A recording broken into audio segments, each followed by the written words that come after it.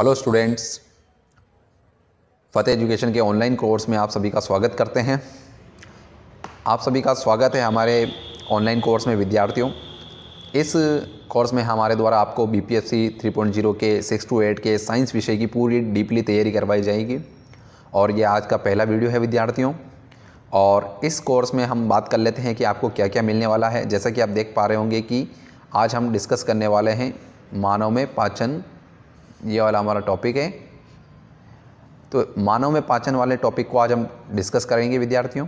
और बात ये आती है कि आपको इस कोर्स में क्या क्या रहेगा। जैसा कि मैंने पहले भी आपको बताया और थंबनेल में भी आपने देखा होगा, आपको इस कोर्स में पूरा वीडियो लेक्चर्स हमारे द्वारा प्रोवाइड कराए जाएंगे। एक तो दूसरा, आपको इसमें पीडीएफ नोट्स जो कि मेरे द्वारा हैंड रिटन से लिखे हुए हैं, हैंड रिटन नोट्स आपको दिए जाएंगे। तीसरा, इस कोर्स के साथ में हमने जो टेस्ट सीरीज़ थी तो वो टेस्ट सीरीज़ भी इस कोर्स के विद्यार्थियों के लिए फ्री रहेगी। तो ये तीनों चीज़ें आपके लिए रहने वाली है। तो चलिए डिस्कस करते हैं कि आज हमारा जो पहला टॉपिक रहने वाला है, हम किस तरीके से पढ़ेंगे और इसमें हमारे टॉपिक में क्या क्या रहने वाला है। पूरे नोट्स को मैं बता देता हूँ आपको विद्यार्थियों। एनसीईआरटी बोर्ड की पुस्तकों को और प्रीवियस ईयर के प्रश्नों को ध्यान में रखते हुए डिज़ाइन किया गया है। एक के बाद एक वीडियोस इसमें अपलोड की जाएगी और इसी प्रकार से ये पीडीएफ आपको इसके नोट्स की ये पीडीएफ आपको एप्लीकेशन में प्रोवाइड की जाएगी, जिसको आप डाउनलोड कर सकते हैं और आराम से नोट्स बना सकते हैं। और ये आपके एप्लीकेशन में रहेगी, पीडीएफ टॉपिक के साथ आपकी अपलोड हो जाएगी। दूसरा ये है कि इस पीडीएफ में और जो नोट्स आपको दिए जा रहे हैं ये 6 to 12 के एनसीईआरटी को कवर करते हैं और पूरी तरीके से ये आपके बोर्ड के पैटर्न को फॉलो करते हुए तैयार की जाएगी। और काफ़ी लेवल से इसमें आपको अच्छे से बेसिक से लेकर के लेवल तक अच्छे तैयारी कराई जाएगी। तो जुड़िए फतेह एजुकेशन के ऑनलाइन कोर्स के साथ और यूट्यूब चैनल को भी सब्सक्राइब कीजिए और ज़्यादा से ज़्यादा अपने साथियों के साथ भी इसे शेयर कीजिए और इस कोर्स को कामयाब कीजिए। चलिए डिस्कस करते हैं कि आज हमारा टॉपिक क्या है। मानव में पाचन, यानी हम सबसे पहले सिस्टम के अंतर्गत बायोलॉजी को पढ़ेंगे, जिसमें पहला सिस्टम हम पढ़ेंगे डाइजेस्टिव सिस्टम। तो मानव में पाचन की बात करने वाले हैं। तो पाचन का सीधा तौर पे अगर हम बात कर लेते हो विद्यार्थियों, बेसिक से पढ़ना शुरू करेंगे हम, क्योंकि कई विद्यार्थी बेसिक भी कमज़ोर होता है बहुत से बच्चों का, तो उनको भी साथ में लेके चलेंगे और बेसिक से हम हार्ड की ओर पढ़ेंगे। तो एडवांस भी पढ़ते जाएंगे, पहले एक बार बेसिक देख लेते हैं। तो बात आती है पाचन की। पाचन का मतलब क्या है, सीधा सा ध्यान में रखना है कि जटिल पोषक पदार्थ, जैसे कि आप देख पा रहे होंगे, जटिल पोषक पदार्थ, इनको जल अपघटन द्वारा सरल पोषक पदार्थों में बदलना। यानी सबसे पहली बात क्या होगी कि कोई जटिल पोषक पदार्थ होगा तो जटिल पोषक पदार्थ शब्द आपका बहुत इंपॉर्टेंट रहने वाला है। जटिल पोषक पदार्थ का मतलब क्या होता है कि जब हम भोजन करते हैं तो जो हम भोजन के साथ में जो भी मिनरल्स हैं, कार्बोहाइड्रेट्स हैं, वो क्या होते हैं, जटिल रूप में होते हैं। पहले कार्बोहाइड्रेट्स तो होते हैं, लेकिन वो क्या होता है, कार्बोहाइड्रेट का बड़ा रूप होता है। तो उसके बाद में क्या होता है कि वो पाचन के बाद में क्या होता है, सरल कार्बोहाइड्रेट में, यानी छोटे कार्बोहाइड्रेट के अणुओं में चेंज होता है। जैसे अल्टीमेट में जाकर के वो क्या होता है, लास्ट में ग्लूकोज में जाकर के बदल जाता है। तो ग्लूकोज में होने से पहले ये आपके माल्टोज के रूप में भी हो सकता है, फ्रुक्टोज के रूप में होता है, फल शर्करा के रूप में, और बहुत सारे जैसे जो में दूसरों में बात करते हैं तो सेलुलोज के रूप में भी होता है। तो ये स्टार्च के रूप में भी हो सकता है, चावल में, आलू में। तो इनको क्या होता है कि जटिल कार्बनिक अणु होते हैं जो बड़े होते हैं, इनको सरल और छोटे कार्बनिक अणुओं में, और पाचन का मतलब ये होता है बड़े अणुओं को छोटे छोटे अणुओं में तोड़ना या बदलना। तो लास्ट में जाकर इससे क्या बनता है, ग्लूकोज बनता है अंतिम उत्पाद के रूप में, और इससे हमें एनर्जी मिलती है। तो आप समझ पा रहे होंगे विद्यार्थियों कि इसका सीधा मतलब क्या होता है कि जो जटिल पोषक पदार्थ हैं उनको सरल पोषक पदार्थों में बदलना पाचन कहलाता है। तो उम्मीद करता हूँ आपको पूरी परिभाषा समझ में आ गई होगी कि पाचन का मतलब क्या होता है। तो पाचन में अब बात आती है कि कौन कौन से हमारे जो पोषक पदार्थ हैं। तो वसा है, कार्बोहाइड्रेट है, प्रोटीन है, और बात कर लेते हैं जैसे विटामिन है और खनिज लवण है और जल है। तो बात आती है कि जल का तो किसी प्रकार से कोई आपके पाचन होना नहीं है, विटामिन का भी किसी प्रकार से पाचन नहीं होता है, और बात कर लेते हैं कि जो खनिज लवण है उनका भी किसी प्रकार से कोई पाचन नहीं होता है। तो हम पढ़ेंगे किसका पाचन, कार्बोहाइड्रेट, वसा और प्रोटीन का पाचन पढ़ेंगे, जिसमें क्या होता है कि अलग अलग प्रकार के एंजाइम्स आकर के अलग अलग पाचन तंत्र के अंगों में आकर के हमारे मिलेंगे। तो हम डिस्कस करते हैं आगे कि मानव के पाचन तंत्र में जो है वो कौन कौन से अंग होते हैं और किन से मिलकर के बना होता है। तो पहले होते हैं हमारे मोटे तौर पे आहार नाल, आप देख पा रहे होंगे आहार नाल है, और पाचक ग्रंथियाँ हैं। आहार नाल और पाचक ग्रंथियाँ हैं। तो इनमें सबसे पहले हमारे जो पाचन की जो क्रिया होती है मैं बता देता हूँ। पहले तंत्र में हम अंग पढ़ लेते हैं, वो मुँह से ही स्टार्ट होती है। तो सबसे पहले आपके हैं मुख यानी माउथ, ग्रेसनी फेरिंग्स है, और आपके ग्रेसिका है, इसके बाद आमाशय, छोटी आंत है, जिसमें सबसे ज़्यादा पाचन होता है। सबसे इंपॉर्टेंट बात क्या है विद्यार्थियों इसमें कि सर्वाधिक पाचन जो होता है वो छोटी आंत में होता है। सर्वाधिक पाचन जो होता है विद्यार्थियों वो छोटी आंत में होता है। तो छोटी आंत में सबसे ज़्यादा आपके पाचन हो रहा है। अब बात कर लेते हैं आगे कि बड़ी आंत में क्या है। तो सबसे ज़्यादा मैं एक बात बता देता हूँ विद्यार्थियों, पाचन भी छोटी आंत में होता है और अवशोषण भी आपके छोटी आंत में ही होगा। आगे बात कर लेते हैं कि जो छठे नंबर पे हमारे हैं बड़ी आंत यानी लार्ज इंटेस्टाइन है। इसमें क्या होता है, जल का सर्वाधिक अवशोषण, यानी जल का जो सर्वाधिक अवशोषण होता है। तो पूछ सकता है आपको ऑप्शन दे करके, जैसे आपके ऑब्जेक्टिव क्वेश्चन में कि जल का सर्वाधिक अवशोषण आहार नाल के किस भाग में, तो आपको 4 विकल्प दे देगा। ग्रहणी दे दिया, ग्रहणी में भी छोटे पार्ट और उसके डाउडिनम, जेजुनम कर सकता है, इलियम कर सकता है। तो क्वेश्चन को कठिन बनाया जा सकता है। इस प्रकार से आपके रेक्टम का भी ऑप्शन आ सकता है कि रेक्टम का ऑप्शन आपके अंदर जो है जल का अवशोषण होता होगा, बड़ी आंत में होगा। तो इसमें आपकी बड़ी आंत आपको विकल्प जो मिलेगा वो सही हो जाएगा। फिर आगे बात कर लेते हैं तो मलद्वार। तो मलद्वार भी है आपके जो लास्ट में आपके पाचक जो तंत्र है उसका भाग है। फिर आगे बढ़ लेते हैं कि जो इसमें हमारे ग्रंथियाँ कौन कौन सी रहने वाली हैं। तो पाचक ग्रंथियों में हमारे रहेगी सबसे पहले लार ग्रंथियाँ, और उसके बाद यकृत है जो आपके शरीर की सबसे बड़ी ग्रंथि भी है। और फिर आते हैं आपके दूसरी बड़ी ग्रंथि अग्नाशय है, जो एक आप प्रकार से आपके लिए क्या करती है, मिश्रित ग्रंथि का काम भी करती है। तो अग्नाशय की अगर बात करें तो ये आपके मिश्रित ग्रंथि भी है। मिश्रित ग्रंथि कैसे है विद्यार्थियों, क्योंकि ये क्या करती है, पाचक रस भी बनाती है और हार्मोन भी बनाती है। क्या बनाती है, पाचक रस, और क्या बनाती है विद्यार्थियों, हार्मोन का भी इसके द्वारा क्या होता है, निर्माण किया जाता है। इंसुलिन हार्मोन का निर्माण किया जाता है और पाचक रस का भी इसके द्वारा निर्माण किया जाता है, जिसमें बहुत सारे प्रकार के आपके एंजाइम होते हैं जो आगे हम डिस्कस करेंगे वो कौन कौन से हैं। तो चलिए डिस्कस करते हैं आगे कि हम आगे इसमें बढ़ते हैं कि मनुष्य की आहार नाल लंबी, कुंडलित, यानी कुंडलित का मतलब इस प्रकार से टेढ़ी मेढ़ी कुंडलित है। इस प्रकार की संरचना को क्या कहते हैं, कुंडलित कहा जाता है। फिर बात करते हैं पेशी संरचना, यानी पेशियों से मिलकर बनी है, जो मुंह से लेकर के गुदा तक फैली होती है। यहाँ तक आपको बात समझ आ रही होगी विद्यार्थियों, जो मुंह से लेकर गुदा तक इसका क्या हो गया, फैलाव हो गया है। अब बात कर लेते हैं कि जो पहला हमारे अंग रहने वाला है जिसमें हम पाचन के दृष्टि से पढ़ रहे हैं, तो वो क्या है, हमारे मुख तथा मुख गुहा, यानी पहले पार्ट की हम बात कर लेते हैं कि पहला पार्ट हमारा क्या रहने वाला है। इसमें एक एक करके हम सभी अंगों को पढ़ेंगे और उसमें होने वाले पाचन को भी इसके साथ साथ पढ़ते जाएंगे। तो पहला पार्ट है हमारा मुख तथा मुख गुहा, यानी बकल कैविटी है आपके, माउथ और बकल कैविटी। तो पहली बात कर लेते हैं कि इसमें मुख गुहा में खुलता है, ये सभी जानते हैं, इसमें कोई बड़ी बात नहीं है। आगे डिस्कस करते हैं अगला पॉइंट।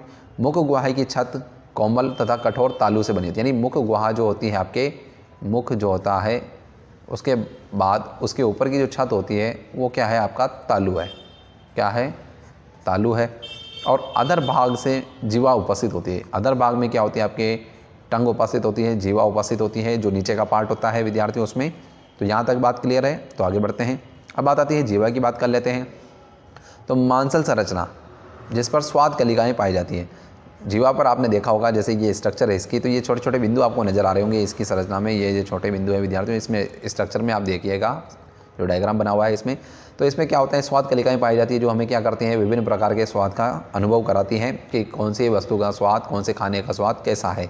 तो इसके जो क्षेत्र होते हैं उनके द्वारा हमें अलग अलग स्वाद का ज्ञान कराया जाता है, जो देखते हैं हम क्या क्या है। तो पहले बात कर लेते हैं कि जीभ क्या है, वो क्या है, मांसल संरचना और स्वाद कलिकाएँ इसके ऊपर उपस्थित होती है। दूसरा पॉइंट बात करते हैं, भोजन को नीचे पहुंचाना और स्वाद का अनुभव कराना, ये काम हो सकता है आपके इसका। अब बात आती है जीवा का अग्रभाग। अग्रभाग का मतलब ये डायग्राम में देखिएगा विद्यार्थियों, ये वाला पार्ट जो मैंने बनाया है मार्क करके, ये जीवा का अग्रभाग, ये क्या करता है, हमें मीठे का ज्ञान कराता है। यानी कोई भी वस्तु जो हम खा रहे हैं, खाने की चीज़ है, उसको क्या है, अगर मीठा है तो उसका ज्ञान हमें कहाँ होगा, जीवा के अग्रभाग से। अब बात आती है एक सीधा पीछे का भाग, यानी ये वाला भाग, यानी ये क्या है, कड़वे भाग का हमें अनुभव कराता है। यानी कोई भी खाने की चीज़ अगर कड़वापन है उसमें, तो उसका ज्ञान हमें यहाँ से होता है। फिर एक चीज़ और आप बचती है आपके कि दूसरा पार्ट हो चुका है मध्य के किनारे और आगे के किनारे। मध्य के किनारे का मतलब ये वाला पार्ट विद्यार्थियों, ये दोनों तरफ है हमारे, आप देख पा रहे होंगे, तीर के निशान को फोकस कीजिएगा। तो ये मध्य के किनारे, तो इनके द्वारा क्या होता है, हमें खट्टेपन का एहसास इनके द्वारा कराया जाता है। फिर आगे बढ़ते हैं तो ये आगे के किनारे, यानी ये तो अग्रभाग हो गया, ये आगे के किनारे, और ये वाला आपकी क्या है, मध्य के किनारे। तो इनके द्वारा क्या होता है, हमें विद्यार्थियों नमकीन भाग का जो है इन भागों के द्वारा नमकीन स्वाद का अनुभव कराया जाता है। तो चारों पार्ट आपको समझ में आए होंगे विद्यार्थियों, ये आपसे पूछा जा सकता है। मिलान के अंदर ये आपके क्वेश्चन इसी प्रकार से, जैसा कि आप इस फॉर्मेट को देख पा रहे होंगे, ये बनाया जा सकता है कि अग्रभाग यहाँ पर लिखा हो जा सकता है आपके तीसरे विकल्प में मीठा कड़वा, ऊपर नीचे करके इनको आपको मिलान वाला प्रश्न आराम से बनाया जा सकता है। तो यहाँ से एक प्रश्न आराम से बैठता है आपके, तो एक क्वेश्चन यहाँ से आराम से आपके बन सकता है। चलिए आगे डिस्कस करते हैं। तो जीवा का जो अधर भाग है वो क्या करता है कि अधर भाग से फ्रेनुलम लिंगुअल द्वारा जुड़ी होती है, यानी एक संरचना होती है विद्यार्थियों की जो मुख में आपके फ्रेनुलम लिंगुअल, यानी आपसे पूछा जा सकता है कि जीवा किसके द्वारा अधर भाग से जुड़ी होती है, तो फ्रेनुलम लिंगुअल नामक संरचना पाई जाती है आपके। इस फ्रेनुलम लिंगुअल द्वारा क्या होता है कि विद्यार्थियों ये आपके अधर भाग से जीवा जुड़ी रहती है, तो आपको ये याद रखना है नाम इसमें। फिर आगे बढ़ते हैं हम, हमारा अगला पॉइंट जो माउथ में आपके उपस्थित होता है वो है दांत, यानी आपके टीथ।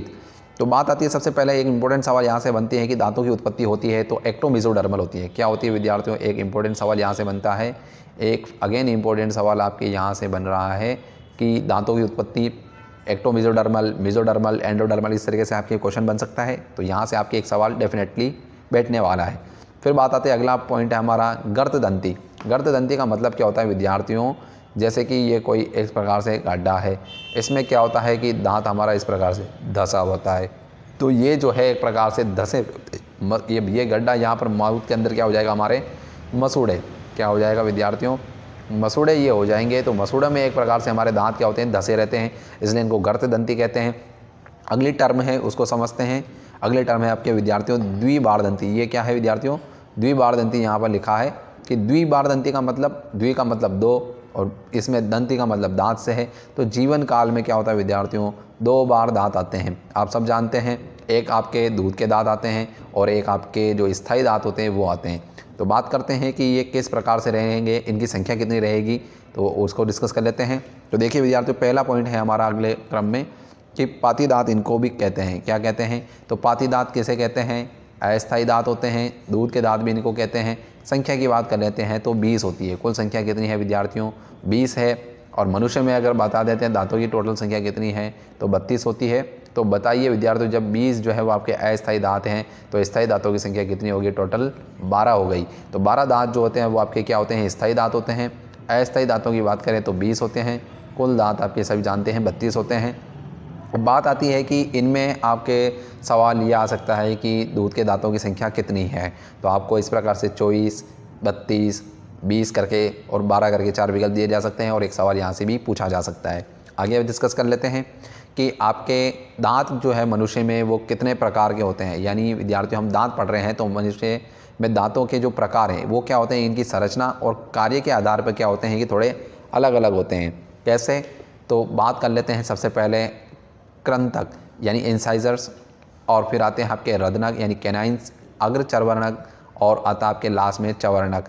तो इसमें क्या होता है कि प्रीमोलर्स और मोलर्स इनको कहेंगे विद्यार्थियों। तो ये दांत क्या होते हैं, संरचना में भी अलग होते हैं और इनके काम भी क्या होते हैं, संरचना के आधार पर अलग अलग होते हैं। जैसे जो कृंतक दांत होते हैं ये हमारे आगे के दांत क्या होते हैं ये विद्यार्थियों, ये सबसे आगे के दांत होते हैं, ऊपर वाले जबड़े में और नीचे वाले जबड़े में। तो बात कर लेते हैं इनका मेन काम क्या है। पहले तो काम जो है वो इनका क्या है विद्यार्थियों, काटने का काम है। यानी जो भी जीव जंतु काटने का काम करते हैं वो कौन से दांतों से करते हैं, वो कृंतक दांतों से करते हैं। रदनक की बात कर लेते हैं, कैनाइंस की, तो चीरना और फाड़ना इनका काम होता है। तो ये ज़्यादातर जो होते हैं विद्यार्थियों मांसाहारी जंतुओं में विकसित होते हैं। फिर आगे बात कर लेते हैं आपके प्री मोलर्स और मोलर्स, इन दोनों का काम क्या है, चबाना और भोजन को पीसना। तो चबाने और भोजन को पीसने का काम इनके द्वारा किया जाता है। आगे डिस्कस करते हैं एक बार कि इनका डायग्राम देख लेते हैं। डायग्राम के माध्यम से समझते हैं कि विद्यार्थियों जबड़े का अंतिम दांत जो है, तो जबड़े का जो अंतिम दांत है सब जानते हैं, जिसको हम नॉर्मल भाषा में अक्खल दाढ़ भी कहते हैं विद्यार्थियों, जैसा कि सब जानते हैं। तो इसको विजडम टीथ या बुद्धि दांत भी कहते हैं। क्या कहते हैं विद्यार्थियों, बुद्धि दांत भी कहते हैं इसे। जबड़े का जो अंतिम दांत है हमारा, एक प्रकार से दाढ़ी होती है ये। तो इसके अंदर बात कर लेते हैं तो वो क्या होगा, हमारे चर्वणक वाला पार्ट होगा। तो ये डायग्राम देख पा रहे होंगे विद्यार्थियों आप कि इसमें जो आपके ये लास्ट है, ये आपको एक बार जूम करके दिखा देता हूँ मैं। जूम करके दिखाते हैं इस डायग्राम को कि ये क्या है, इसके नाम आपको सही ढंग से दिखाई दें एक बार। तो देखिए विद्यार्थियों, ये जो है आपके ऊपर एक बार देखते हैं, ये आपके क्या हो गया, चर्वणक दांत हैं जैसा कि आप देख पा रहे होंगे। फिर ये वाले दांत जो है वो आपके देखिए अग्रचर्वणक यानी प्रीमोलर्स हैं। ये वाले दांत जो दोनों तरफ हैं, क्योंकि क्या होता है कि ये हाफ जबड़ा है और ऊपर वाला जबड़ा अलग है, तो दोनों तरफ इनकी संख्या क्या होती है, बराबर होती है विद्यार्थियों। फिर ये आपके रदनक है और ये आपके क्रंतक हैं, यानी ये इंसाइजर हो जाएंगे, ये कैनाइन हो जाएंगे, ये प्रीमोलर्स हैं और ये आपके मोलर्स हो गए। तो जैसा कि आप दांतों की व्यवस्था में देख पा रहे होंगे, ये क्या है कि आपकी दांतों की व्यवस्था में एक जबड़ा है। क्या है ये विद्यार्थियों, ये केवल एक जबड़े में, ऐसी की ऐसी दांतों की व्यवस्था जो है विद्यार्थियों आपके ऊपर जबड़े में भी होगी। इसी के साथ में बात कर लेते हैं कि इनका जो है हमारे एक दंत सूत्र भी आता है। क्या आता है विद्यार्थियों, दंत सूत्र आता है। तो दंत सूत्र आता है तो उसमें क्या होता है, मनुष्य का दंत सूत्र क्या है, जैसे 21, 23। तो इसी प्रकार से इसके नीचे भी क्या होता है, जैसे 21 और 23। फिर इसको क्या करते हैं, इसे 2 से मल्टीप्लाई कर देते हैं, क्योंकि एक ऊपर वाला जबड़ा एक नीचे वाला जबड़ा। तो ये इसी प्रकार से क्रम में आपके क्या हो जाएंगे, इनकी संख्या हो जाएगी विद्यार्थियों। जैसे एक जबड़े में इनकी संख्या कितनी होगी, 2 से गुणा करने पर क्या हो जाएगा, ये दूसरे जबड़े का भी हो जाएगा। जैसे हम ये बात कर लेते हैं, जैसे ये आधा भाग और ये भी हमारा आधा भाग, ये आपके इंसाइजर का आई हो जाएगा, ये कैनाइन का आपके सी हो जाएगा, ये प्री मोलर्स का पी हो जाएगा और ये आपके मोलर्स के एम। तो यहाँ पर बात कर लेते हैं कि एक जबड़े में इन दोनों तरह के दांतों को हम जोड़े हैं, तो एक जबड़े में इन दांतों की संख्या कितनी हो गई, आई वालों की बात कर रहे हैं सबसे पहले। तो आई की संख्या आपके हो गई विद्यार्थियों इसमें 4, 2 और 2 4 हो गई। सी की बात कर लेते हैं तो देखिए विद्यार्थियों 1 और 1 2 हो गई। फिर बात कर लेते हैं प्री मोलर्स और इसमें देखिए तीसरे नंबर पे 2 और 2 इनकी संख्या 4 हो जाएगी। फिर आता है आपके लास्ट में मोलर्स, जैसे कि 3 और 3 इनकी संख्या 6 हो गई। अब ये क्या हो गए, टोटल आपके 4 और 2 6, 6 4 10, 10 और 6 16। तो यहाँ पर टोटल इनकी संख्या 16 है। ऊपर का जबड़ा और नीचे का जबड़ा 2 हो गए टोटल, तो टोटल गुणा करेंगे तो 32 दांतों की संख्या यहाँ पर आपके टोटल होने वाली है इनकी। तो यहाँ से आप इस तरीके से क्या कर सकते हैं, इनकी निकाल सकते हैं। तो ये क्या है कि जो एक जबड़ा है उसका एक प्रकार से सूत्र हो गया, और इसको इस प्रकार से 2 से मल्टीप्लाई कर देते हैं तो ये आ जाता है। ये किसका है, तो ये मनुष्य के आपके दंत सूत्र है मनुष्य का। आगे बात करते हैं, अब आगे डिस्कस करते हैं कि कौन कौन से टॉपिक है हमारे। एक बार इसको वापस थोड़ा सा जूम आउट करते हैं।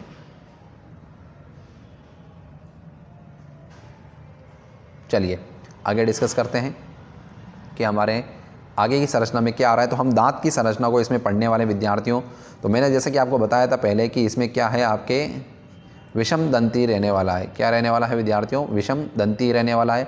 विषम दंती का मतलब क्या है कि दांतों की संरचना सभी की अलग अलग होती है। दांतों की संरचना के आधार पर उनके काम भी अलग अलग हैं, तो संरचना अलग अलग होना भी क्या है, आपका विषम दंती वाला गुण है। तो पूछ सकते हैं कि विषम दंती है तो दांतों की संरचना है, तो इस प्रकार से आपको टर्म को भी समझना ज़रूरी है टॉपिक को समझने के लिए। तो इसमें काफ़ी इंपॉर्टेंट तथ्यों को हमने शामिल किया है विद्यार्थियों।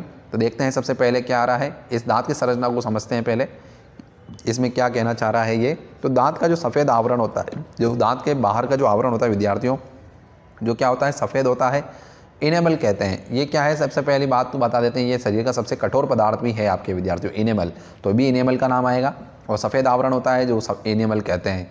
अब बात करें दूसरे पॉइंट को, तो मुख्य पदार्थ अगर दांत की बात करें, जो जिससे दांत पूरा बना है, जैसे बाहर का आवरण होता है, तो डेंटिन कहते हैं उसको। क्या कहते हैं विद्यार्थियों, डेंटिन कहते हैं। अब आगे डिस्कस कर लेते हैं कि इसकी संरचना में कौन सा डेंटिन पार्ट है और कौन सा पार्ट जो है वो आपके इनेमल है और कहाँ पर इसकी संरचना है। तो एक बार इसकी संरचना को डिस्कस कर लेते हैं। तो इनेमल की बात कर लेते हैं। तो ये जैसे कि आप इस डायग्राम में देख पा रहे होंगे विद्यार्थियों, ये वाला जो बाहर वाला पार्ट है, जो बाहरी कवर है इसका, इस प्रकार से ये क्या है, इनेमल का बना होता है, जो आप सफ़ेद सफ़ेद भाग देख पाते हैं। और एक बात बता देते हैं कि दांत की भी संरचना में जो होते हैं वो 3 पार्ट है। जैसे पहला पार्ट आपका क्या है, हेड है, इसका सिर है यानी शिखर है। बीच का ये पार्ट आप देख पा रहे होंगे छोटा सा ग्रीवा या गर्दन, जिसको हम एक प्रकार से कह सकते हैं, नेक है। और तीसरा इसका रूट या जड़ वाला भाग होता है। 3 मोटे मोटे तौर पर इसके भाग हो गए दांत के भी। अब इसमें संरचना में देख लेते हैं एक एक करके। जो बाहर का जो सफ़ेद आवरण है वो आपके इनेमल है। मुख्य पदार्थ जैसे कि आपको देख पा रहे होंगे कि ये वाला पार्ट जो है ये क्या है विद्यार्थियों, आपका डेंटिन है। और फिर है आपके पल्प कैविटी या मज्जा गुहा, जिसमें आपके क्या होते हैं कि इस प्रकार से तंत्रिका और रक्त वाहिकाएँ होती हैं। ये पल्प कैविटी वाला भाग है जो कि जीवित भाग होता है एक प्रकार से। और फिर बात करते हैं मसूड़े, जो कि आपके जीवित भाग है वैसे ही, जिसमें ये धंसा होता है दांत। रूट कैनाल है, यानी इसके द्वारा रक्त वाहिकाओं के द्वारा क्या हो, एक प्रकार की कैनाल है जो आगे चल करके रक्त वाहिकाएँ में बट रही है आगे। और फिर ये जो आपका ये वाला पार्ट है जो इस प्रकार से धंसा हुआ रहता है मसूड़े में, इसको सीमेंटियम कहते हैं, जो लंबा पार्ट है और मसूड़े में धंसा रहता है। और एक लास्ट आपके जिससे तंत्रिका और रक्तवाहिकाएँ आपके आगे जा करके मज्जा गुहा या पल्प कैविटी में फैल रही है, जिससे ये जीवित भाग होता है, जिससे हमें दर्द का अनुभव भी होता है दांत के गिरने पर। उम्मीद करता हूँ विद्यार्थियों आपको ये टॉपिक पूरा यहाँ तक समझ में आया होगा। इसका अगला पार्ट जो है पार्ट बी हम जल्द ही अपलोड कर देंगे आपके, और बैक टू बैक क्लासें आपके इसमें अपलोड होगी। आप इस कोर्स को जोड़िए, ज्वाइन कीजिए। कोर्स को पूरी तरीके से हमने अभी एक्सेस को फ्री कर रखा है, क्वालिटी को आप चेक कीजिए। इसी प्रकार से हैंड रिटन नोट्स आपको इस कोर्स में दिए जाएंगे। ज़्यादा से ज़्यादा कोर्स को शेयर कीजिए, ज़्यादा से ज़्यादा इस चैनल को जो फतेह एजुकेशन का यूट्यूब चैनल है उसको सब्सक्राइब कीजिए, शेयर कीजिए, अपने साथियों में शेयर कीजिए। और बहुत ही शानदार तरीके से आपको पूरे डिटेल में बीपीएससी के साइंस के विषय की इसमें 6 से 8 तक की तैयारी कराई जाएगी। उम्मीद करता हूँ आपको क्लास समझ में आई होगी और नोट्स अच्छे लगे होंगे। इसी के साथ धन्यवाद। जय हिंद।